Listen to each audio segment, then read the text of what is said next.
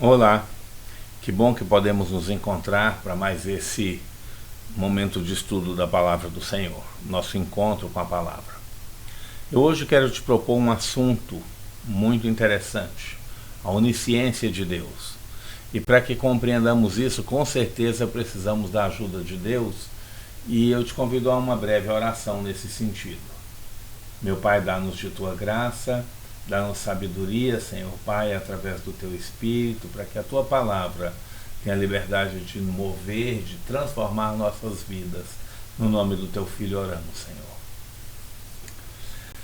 Aleluia. Eu quero te convidar a ir comigo no Salmo 139. Salmo 139, que dos versos 1 a 6 trata da onisciência de Deus. O texto é extremamente rico e assim diz, é um salmo de Davi: Senhor, tu me sondas e me conheces, sabes quando me sento e quando me levanto, e acompanhas o meu pensamento onde quer que eu esteja. Discernes minha caminhada e minha pousada, e estás a par de todos os meus intentos. Porquanto a palavra ainda não chegou à minha língua, e tu, ó Eterno, já a conheces completamente. Tu me envolves por trás e pela frente, e pões sobre mim a tua mão. Tal conhecimento é para mim demasiado maravilhoso, tão elevado que não posso compreender totalmente. Veja que salmo interessante. Esse salmo é contemporâneo do Salmo 23. Foram escritos na mesma época, né? E provavelmente quando o jovem Davi meditava na experiência de pastoreio, provavelmente ele já havia sido consagrado pelo profeta Samuel para o reinado de Israel. Provavelmente ele tinha grandes momentos com o Senhor Deus. O que o Salmo revela é um relacionamento que Davi tinha com Deus extraordinário.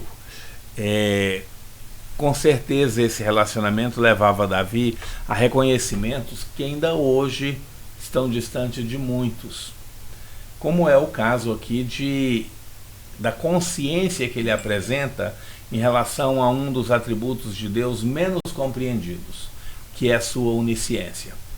O conhecimento de Deus é chamado de onisciência. Isso diz respeito a um saber. Nós usamos o termo universal por falta de um melhor, a um saber universal de Deus, que abrange todas as coisas, todas as pessoas, todos os acontecimentos, todas as situações, em todo o tempo. Deus conhece tudo em todo o tempo. Isso apresenta uma significativa diferença entre Deus e nós. Deus é onisciente e nós, na verdade, não conhecemos nada.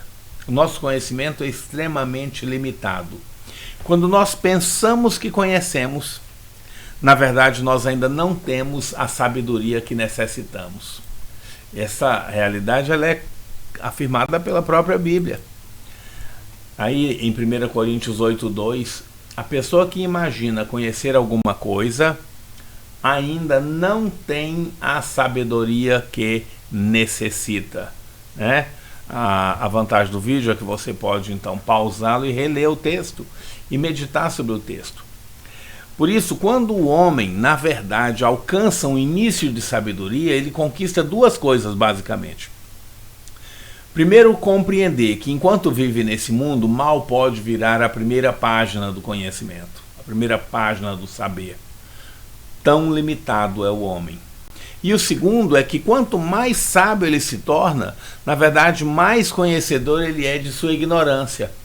Porque quanto mais avançamos em conhecimento, mais percebemos a vastidão do que há para ser compreendido.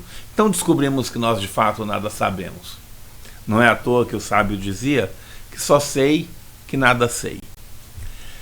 Nosso Deus é um Deus tremendo e ele dá desse conhecimento que nós chamamos de onisciência, Ele não só nos conhece do que possa ser chamado de acontecimentos, mas muito mais. Sonda os corações.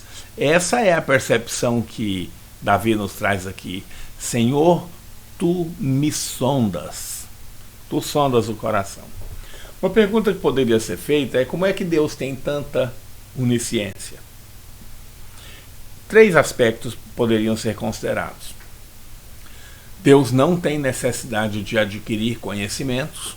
Sua sabedoria não é resultado de observação, de consulta, de estudos laboriosos. Deus não faz esforço para saber. O saber com o homem é alcançado com árduos esforços. Nós precisamos ir à escola, nós precisamos nos mexer para conhecer alguma coisa. Com Deus não é assim. Ele não precisa adquirir conhecimentos. Um segundo aspecto é que Deus não aumenta em sabedoria, Deus não se desenvolve, ele não sabe nada mais agora do que antes do início dos tempos, né? Do que os séculos passados. O entendimento de Deus é infinito por toda a eternidade. Ele sempre teve sabedoria e sabedoria perfeita sobre todas as coisas.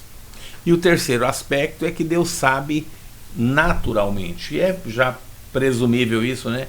A onisciência pertence à própria natureza de Deus e ela é uma de suas perfeições pessoais. Alguns a chamam de ato eterno, como Calvino, que definiu que aquele atributo, a onisciência como um atributo pelo qual Deus se conhece a si mesmo e a todas as outras coisas em um simples ato eterno.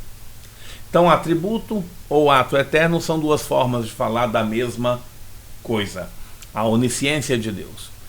O saber de Deus, então, ele é direto, sem intermediários, porque Deus sabe naturalmente.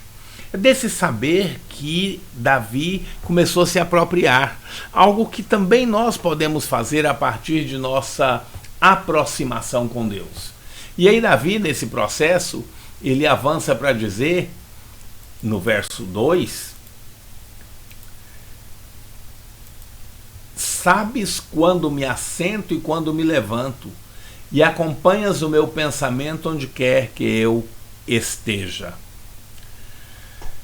O livro de Salmos, como em outras partes da Bíblia, é muito rico em expressar aí fazer declarações relacionadas à onisciência de Deus. Então, Davi, quando faz isso, e ele não faz só aqui, há uma série de outros locais no livro em que essa onisciência de Deus é declarada. Por exemplo, você vai encontrar isso no Salmo 11, no Salmo 17, no Salmo 44, só para citar alguns. Mas Davi, nessa mesma linha do que ele declara aqui no 139:2, sabes quando me assento e quando me levanto, e acompanhas o meu pensamento onde quer que eu esteja, também o faz em 1 Reis, capítulo 8, verso 39. Ouve dos altos céus o espaço da tua habitação. Perdoa e age, retribui a cada um o seu proceder, retribui a cada um segundo o seu proceder, pois conheces o seu coração. És o único que conheces plenamente as intenções do coração de todos. Olha que afirmativa maravilhosa. Na primeira das declarações de Davi, essa de Salmo 139:2, ele destaca algo óbvio, que vale para Deus e também vale para o inimigo. E isso precisa nos chamar a atenção. Tanto Deus quanto as forças das trevas sabem quando nos sentamos e quando nos levantamos. Então, muito além do que alguns possam compreender, nós temos aí que estar atentos e não titubear, porque o mundo espiritual, e aí tanto do bem quanto do mal, nos observa continuamente. Deus, que nos vê em todas as nossas ações, não nos protege do inimigo, que nesse caso também tem acesso a ver todas as nossas ações. E o inimigo, ele percebe nosso modo de nos comportar, nossos tiques, as alterações de pulsação, as alterações de emoções, etc. Então Satanás sabe muito sobre nós por observação.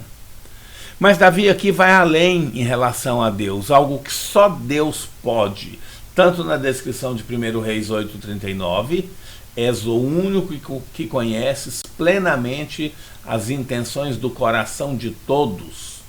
E aqui no Salmo 139, verso 2, e acompanhas o meu pensamento onde quer que eu esteja. Então o que ele está declarando? Algo glorioso, algo maravilhoso. Deus alcança o nosso coração. Deus conhece nossas motivações.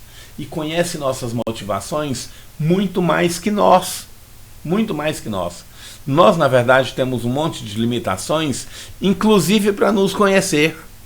É uma bênção, é um avanço tremendo quando alguém conhece a si mesmo. E, na verdade, o perfeito conhecer de si mesmo só vem através de instrumentos de Deus, do próprio mover de Deus. A gente tem isso lá em Hebreus, no capítulo 12. Hebreus capítulo 4, verso 12. Olha como diz o texto.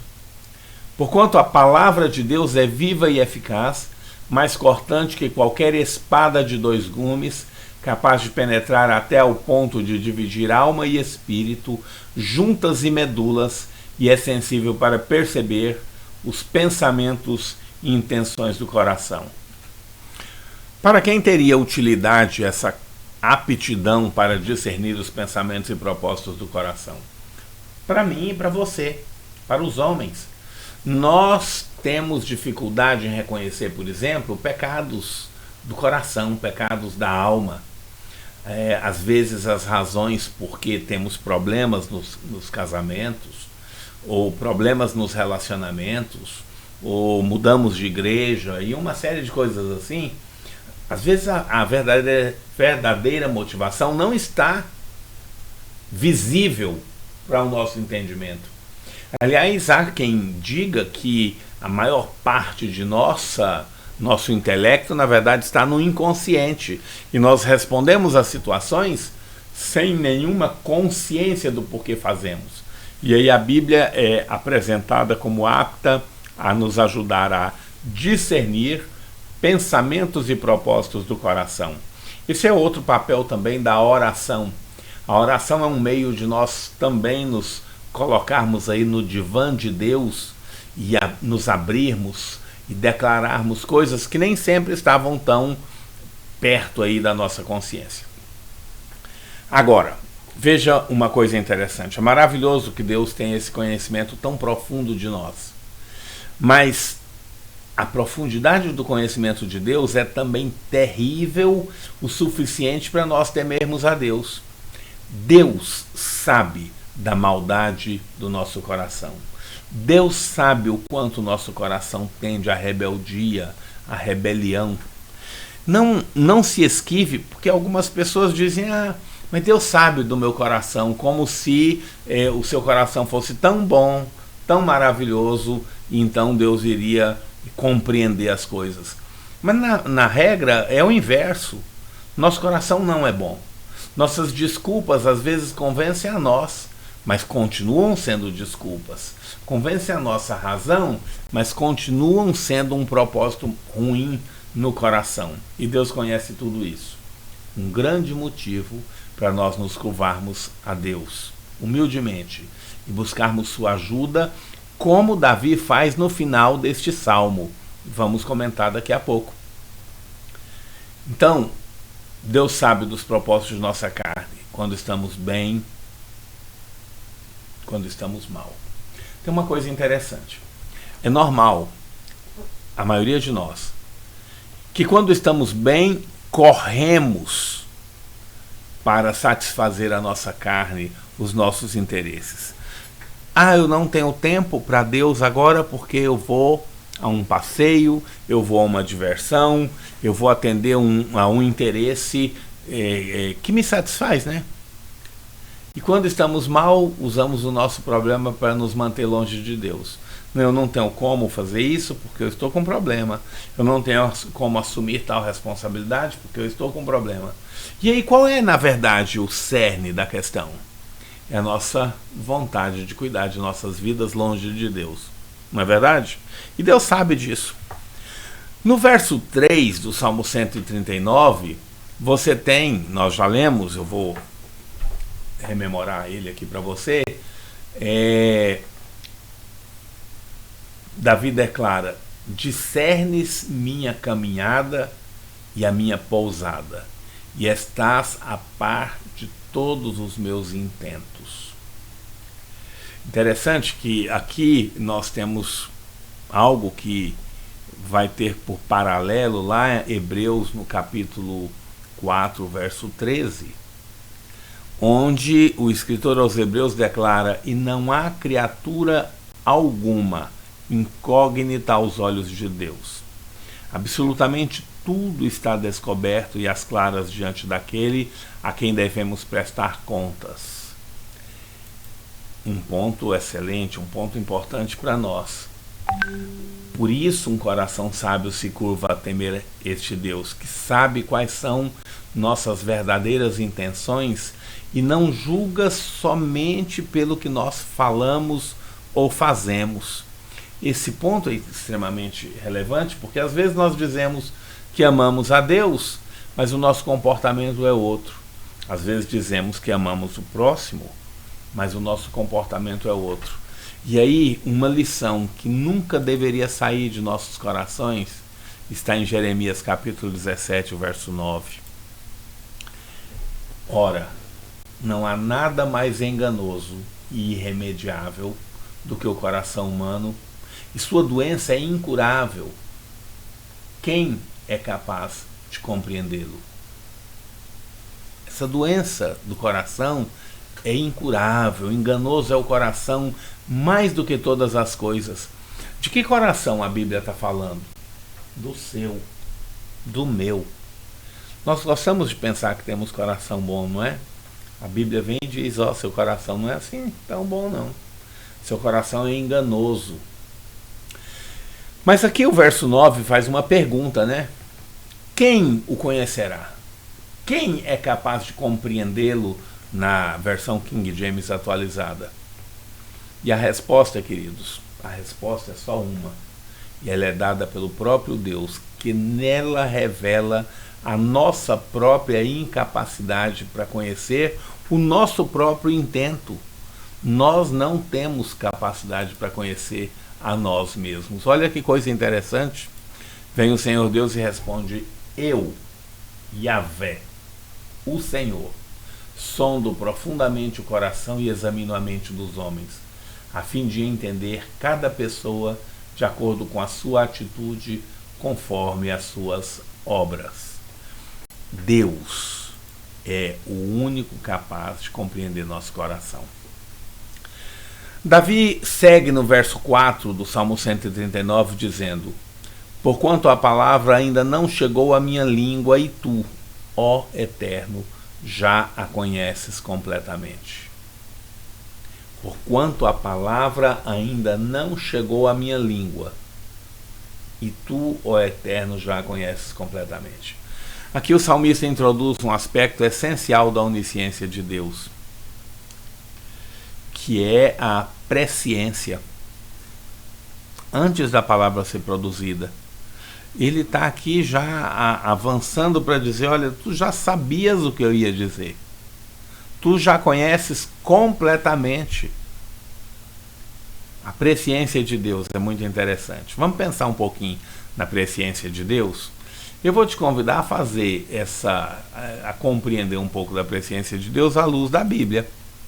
Romanos 8:29, um texto extremamente relevante para nós, diz: porquanto aquele que antecipadamente conheceu, também os predestinou para serem semelhantes à imagem do seu Filho, a fim de que ele seja o primogênito entre muitos irmãos. A ideia bíblica aqui ela é extremamente clara. Existência dessa capacidade de Deus de antecipadamente conhecer. Irmãos, desde antes da fundação do mundo, Deus já sabia todas as coisas. Sabia da queda do homem, sabia dos problemas que eu e você vamos ter, como sabe do final de cada homem. Dessa perspectiva, Deus sabe de fato quem vão ser os eleitos. É tanto que quando alguém afirma, através da doutrina da eleição, sobre a salvação, está fazendo isso da perspectiva de quem conhece o processo inteiro. Então, apesar de eu não ter condição de afirmar para ninguém que eu seja um eleito, na verdade eu trabalho para que ao final eu descubra que eu sou um eleito. Foi assim que Calvino, inclusive, colocou a questão, né? Inicialmente, ele colocou a questão da predestinação com base nessa necessidade que nós temos de perseverar em fidelidade a Deus, para que no final da história nós estejamos de fato entre estes que Deus antecipadamente conheceu como eleitos. Muito interessante, então, a predestinação vista dessa perspectiva. E assim que o Romanos 8, 29 apresenta. Um outro texto relevante para a gente avançar aqui na compreensão da presciência de Deus é a afirmativa que está aqui na parte A de Romanos 11, 2. Deus não desprezou o seu povo, o qual de antemão conheceu. O povo de Deus foi conhecido por Deus de modo antecipado. Tudo o que eles iriam fazer, que eles iriam deixar de fazer, era do conhecimento de Deus de modo antecipado. Também em relação a nós, o apóstolo Pedro faz afirmativas nesse sentido. Ele diz: Pedro, apóstolo de Jesus Cristo, aos eleitos de Deus, peregrinos dispersos nas regiões do Ponto, Galácia, Capadócia, província da Ásia e na Bitínia, escolhidos em conformidade com a presciência de Deus Pai, pela obra santificadora do Espírito, para a obediência e aspersão do sangue de Jesus Cristo. Graça e paz vos sejam multiplicadas. Então, Pedro faz uma declaração de que Deus nos escolheu em conformidade com a sua presciência. É uma outra forma de chamar eleição, né? Que é a palavra que ele usou no verso 1. Aos eleitos de Deus, e aí ele esclarece isso, escolhidos em conformidade com a presciência de Deus. Mais um texto para que a gente tenha essa compreensão da perspectiva bíblica. Atos 2, 23. Este homem vos foi entregue por propósito determinado e pré-conhecimento de Deus. Mas vós, com a cooperação de homens perversos, o assassinaram, pregando-o numa cruz. Este homem, Jesus, Deus sabia, não tinha nada de surpresa. Aliás, é interessante que a partir da nossa compreensão da onisciência de Deus, nós temos como perceber que não há possibilidade de nenhum tipo de situação pegar Deus de surpresa. Ah, pastor, mas a Bíblia às vezes fala que Deus se arrependeu, é como se ele não soubesse, tivesse descoberto um problema. Não, aquelas palavras, irmãos, são para a nossa compreensão, uma vez que nós não compreendemos plenamente os atributos de Deus. Nós temos imagens, sombras, nós não temos uma compreensão perfeita. Então, para que compreendêssemos a extensão do dano de nosso pecado, a palavra arrependimento relacionada a Deus às vezes é usada. Mas é Deus descendo ao nosso nível, porque Deus não foi pego de surpresa. Agora eu preciso esclarecer uma coisa, porque os nossos irmãos que defendem a predestinação, ou seja, defendem que Deus, em sua soberania, concedeu graça salvadora a uns e não concedeu essa graça a outros, e Deus assim faz por sua mera liberalidade, Também defendem que a presciência de Deus pode sim às vezes ser um atributo de Deus, mas em relação ao homem ela é um ato divino vinculado ou como ramo dos decretos de Deus. Nesse caso, os acontecimentos seriam decretados por Deus e não meramente conhecidos por Deus. Claro que se aceitarem a presciência de Deus como atributo, como parte da onisciência, em que é conhecimento e não decreto, vão destruir a predestinação, né? Nós, que somos de uma outra corrente teológica, que é denominada comumente como arminiana, e na verdade a questão não é nem o nome, é que sob esse nome está a defesa de que Deus não brinca conosco, de que Deus é sério em seu conteúdo bíblico, e que Deus não é um fraco. Deus não precisa mentir ao homem, Deus não precisa chamar o homem a crer se ele não pode crer, aconselhar o homem em uma determinada forma de agir, se o homem na verdade é obrigado a agir de modo diferente, de modo contrário. Nós não cremos assim. Nós cremos que Deus é honesto, é correto, é justo, e que os atributos, o entendimento de justiça que nós temos é sombra, é imagem de Deus em nós. Portanto, como nos parece horrível que não sejam dadas oportunidades iguais em questões comuns do dia a dia, também é horrível que possamos reputar que Deus não dá oportunidades iguais. E a gente tem que tomar cuidado com algumas compreensões, por quê? Como é que eu vou admitir que Deus já tinha determinado que Caim matasse o irmão, se Caim é chamado por Deus e aconselhado por Deus a não mexer com isso? Deus está mentindo? Deus está iludindo Caim? Não, claro que não. E Deus, será que iria obrigar um homem a ser salvo, mesmo que ele não tivesse interesse? Forçá-lo a querer? Não faz sentido. A Bíblia tem uma série de dispositivos, de afirmativas sobre isso, mas esse não é o foco. O Deus onisciente que planejou levar ao conhecimento todos os seus planos, deixa eu me corrigir aqui, planejou levar ao cumprimento todos os seus planos, o faz com base na sua presciência. Deus não precisa obrigar ninguém, mas ao contrário, Deus dota todos os homens de capacidade e liberdade de escolha, assim como fez no Éden. E como Cristo nos afirma quando nos diz, e aí vamos lá para João no capítulo 14,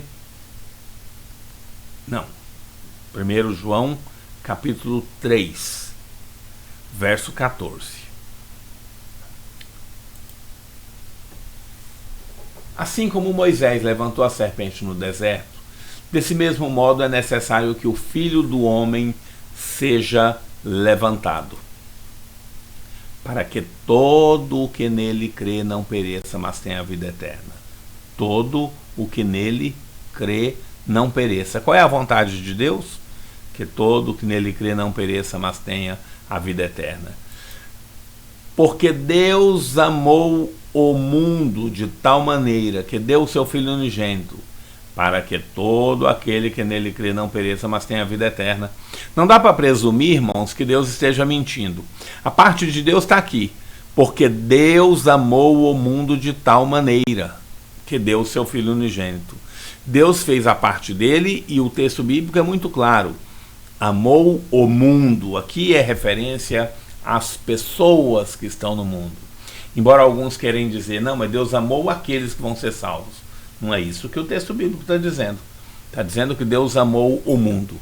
E aí tem a parte do homem, para que todo aquele que nele crê. Tá certo? Deus ama o mundo inteiro, mas esse amor só vai ser eficiente para aquele que nele crê. Essa é a parte do homem. E aí a gente tem que fazer uma comparação para dizer assim, esse é o start a que todo homem é capacitado a fazer. Quando esse homem faz esse start, então ele vai sair do rol dos que poderiam perecer e entrar no rol dos que então vão ter a vida eterna. o start. Será que nosso Deus é tão fraco, tão pequeno, que não pode dotar o homem ímpio, pecador, de uma possibilidade de crer? Que Deus fraco seria esse? Porque não é esse o Deus que a gente encontra no texto bíblico, mas um Deus que nos capacita a dizer sim, a reconhecer, a ter reconhecimentos e dizer: eu preciso desse Deus. A fé é um germe em todos os homens. Alguns queimam isso, né? Desfazem dessa possibilidade por pecados que já não são perdoáveis.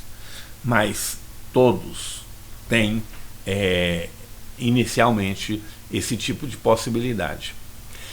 E a gente pode continuar no texto bíblico aqui no verso 17 para compreender isso aqui, ó. Portanto, Deus enviou o seu Filho ao mundo, não para condenar o mundo, mas para que o mundo fosse salvo por meio dele. Esses vários mundos aqui, os dois últimos estão falando das pessoas. Estão falando aí desse conjunto de pessoas que compõem o nosso mundo, em que a proposta é clara: para que o mundo fosse salvo por meio dele. Se a intenção de Deus não era essa, então a Bíblia está mentindo. E nós não cremos nisso. E aí o verso 18 vai concluir para dizer: quem nele crê não é condenado. Mas quem não crê já está condenado porque não acreditou no nome do Filho unigênito de Deus. Veja que da onisciência de Deus ele criou um processo de salvação. Quem nele crê não é condenado.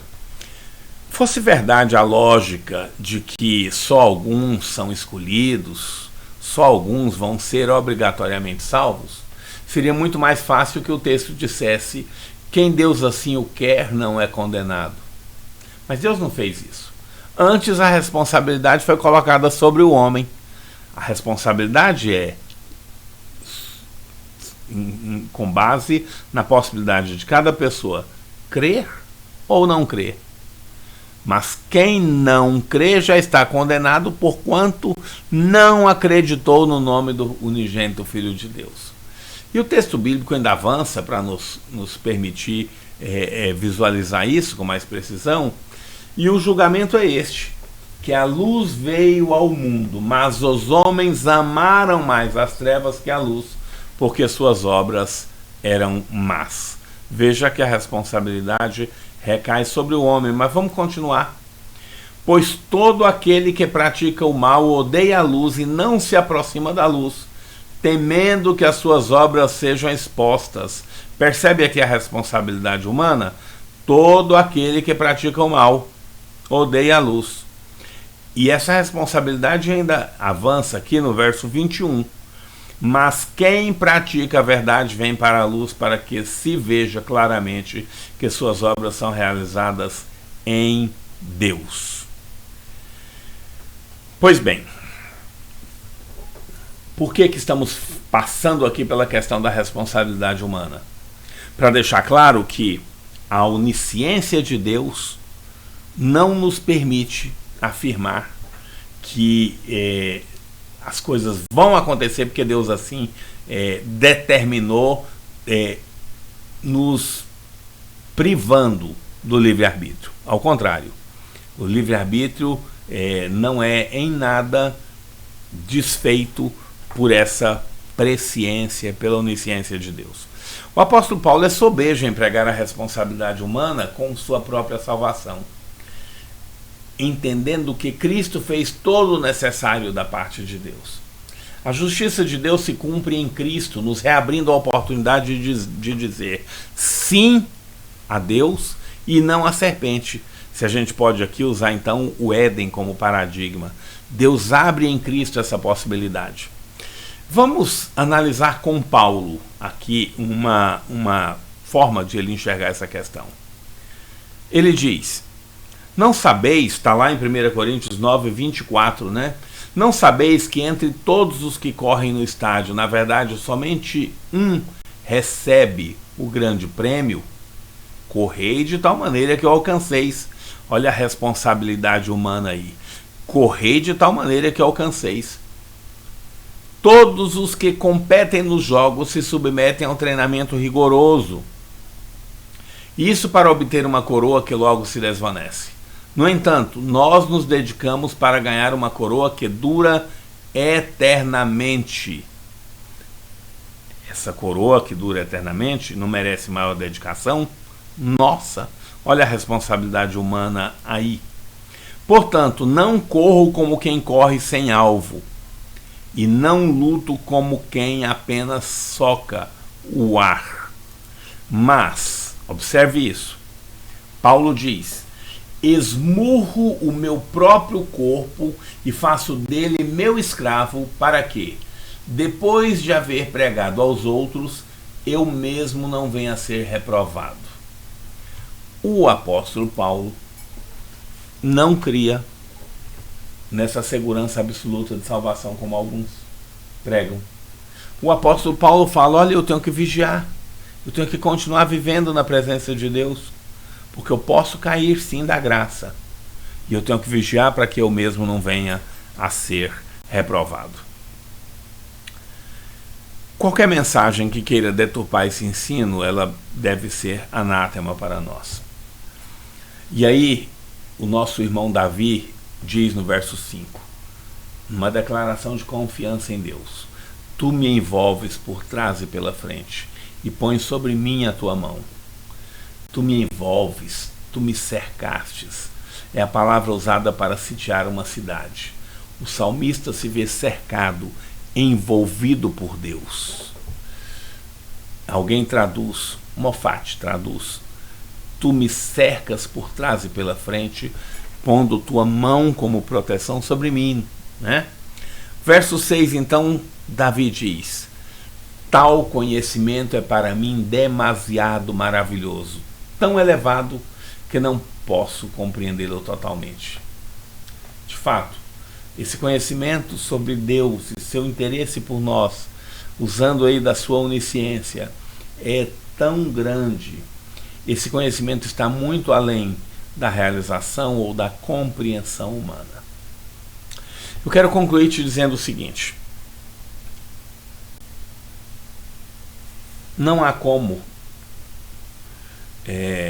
encerrarmos esse assunto sem pularmos lá para a oração do salmista, nos versos 23 e 24 do Salmo 139. Ele diz então: sonda-me, ó Deus, e analisa o meu coração. Examina-me e avalia as minhas inquietações. Vê se há em mim algum sentimento funesto e guia-me pelo caminho da vida eterna. Os ímpios, irmãos, odeiam a verdade da sabedoria de Deus. Eles desejam que não existisse testemunhas de suas iniquidades, nem alguém capaz de sondar seus corações ou seus juízos já feitos. Isso é uma reflexão de A.W. Pink. E cada um de nós precisa reconhecer a existência dessa sabedoria e como ela nos recomenda cuidado, pois Deus não julga como os homens. Lá em Oséias, no capítulo 7, versos 2, 13 e 14. Mas eles não atinam para o fato de que eu me recordo de todas as suas más atitudes. Seus pecados os envolvem. Oséias, capítulo... Vou colocar aqui para que a gente possa acompanhar juntos, capítulo 7. Mas eles não atinam para o fato de que eu me recordo de todas as suas más atitudes. Seus pecados os envolvem e eu os observo atentamente sem parar. Deus está atentamente observando todos os homens, os santos e os não santos, os ímpios. E aí, Oséias, sendo boca de Deus, continua falando: ai dessa gente, jamais deveriam ter me desprezado. Ó destruição vem sobre eles, porquanto se rebelaram e temeram em se afastar de mim. E teimaram, em se afastar de mim. Eu desejo redimi-los, mas eles falam mentiras a meu respeito. Eles não clamam por mim com sinceridade de coração, quando gemem orando em seus leitos. Reúnem-se alegremente por causa do trigo e do vinho, mas fogem da minha presença. Nós estamos falando aqui de um Deus que sabe das coisas. Não há melhor exercício para a alma que contemplar as perfeições de Deus, como fez Davi. E aqui está um segredo de toda a verdadeira piedade. Aquele que teme a Deus deve ter sua mente ocupada com os pensamentos de Deus. O conhecimento infinito de Deus deve encher os homens de santo temor. Tudo o que dizemos, pensamos ou fazemos é conhecido a Ele, a quem prestaremos contas. Meditar nessa divina perfeição será um poderoso contrapeso aos caminhos da carne. Medite nisso, tá bom? Se você achar que deve, compartilhe esse vídeo, manda para aquele seu amigo que não é cristão ainda, manda para aquela pessoa que você percebe que pode avançar no conhecimento de Deus, tá bom? Viva para Deus!